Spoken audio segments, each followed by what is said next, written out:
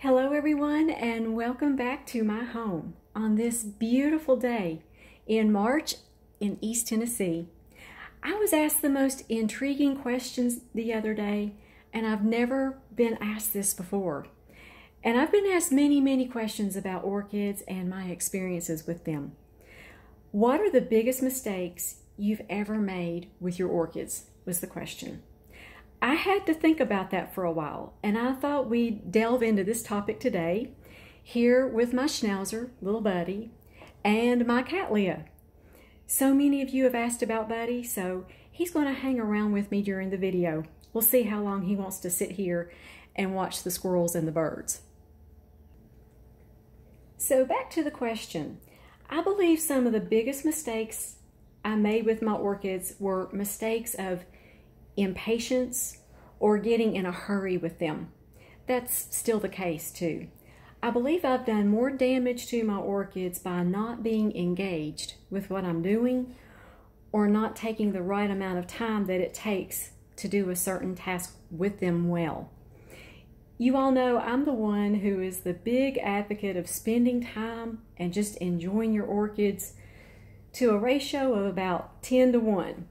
Enjoy them at least 10 times more than the time you spend caring for them, whether that be watering or fertilizing or repotting. And I just lost my guest star. But that's my mentality about growing orchids. Okay, now the cat and this squirrel are the guest stars. So I get in a hurry and I get things on my mind, and it's called being distracted. And that's one of the things that I have to remind myself not to do. I want to be in the moment and be engaged with what I'm doing. I don't want to be distracted and miss out on the beauty of that moment. There are times I have a lot going on and I need to step back and just regroup. But I've also learned that's not the time for me to make major decisions with anything, and that includes with my orchids. My grandmother used to say, haste makes waste. And she was a very wise woman who was also an excellent horticulturist. You learn a lot about life with growing plants, and especially with growing orchids. For instance, I've learned that repotting an orchid sometimes takes me 15 minutes, and sometimes it takes me over an hour. It's also a physical workout, and I usually need help with it in some way. So unless the orchid is tiny, I don't repot unless I do it early in the day when there's some help around. Another mistake I've made with orchids is trying to grow mine like someone else's when I know they have an entirely different environment than I do. That's a bad idea. That's why I encourage you all to take what you learn from the information that I give you and apply it to your environment and to your situation, because it's going to be different than mine in some way. Another mistake I've made is getting an orchid without knowing how to grow it. Now I find out how to grow an orchid before I buy one for my collection. At least the basics about light, watering, and temperature requirements. Some orchids fit really well in my collection and some don't. If they need specific temperature requirements that I can't provide for them, I don't buy them.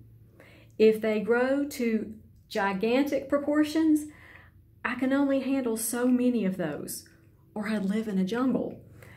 I've learned that since I'm a very small person, huge orchids are hard for me to take care of because they get very heavy. There's a lot of things to keep in mind when you're growing and maintaining your orchid collection.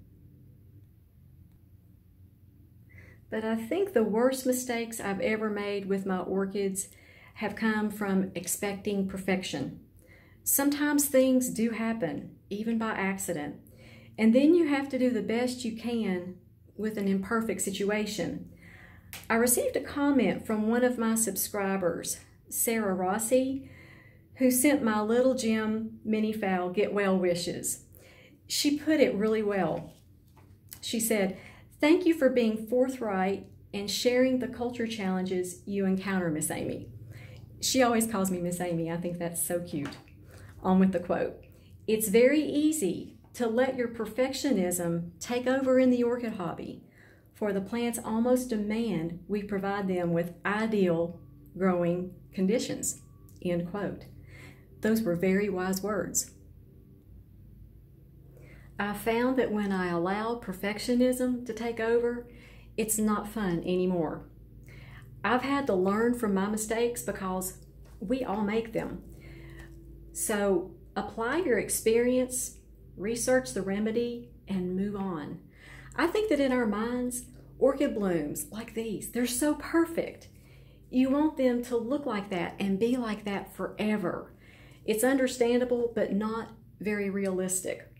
But when it does happen, when that orchid blooms perfectly, I say a hallelujah and I do a happy dance. Growing orchids is so rewarding and it's so much fun. And I want to encourage you by letting you know that I've made 20 years worth of mistakes with them, but I've learned, and that's why I share my experiences on my channel with all of you. I'd like to thank you for all the wonderful comments you send to me and for sharing your experiences with me as well. It makes me a better grower, and then I can share that information with others so that we're this international orchid family, as my friend Lenore so beautifully says. You all are such a blessing to me, and I'd love to say the blessing over you and your family. The Lord bless you and keep you. Make his face shine upon you and be gracious to you. The Lord turn his face toward you and give you his shalom peace. Buddy and I wish you all a wonderful day, and we'll see you all next time.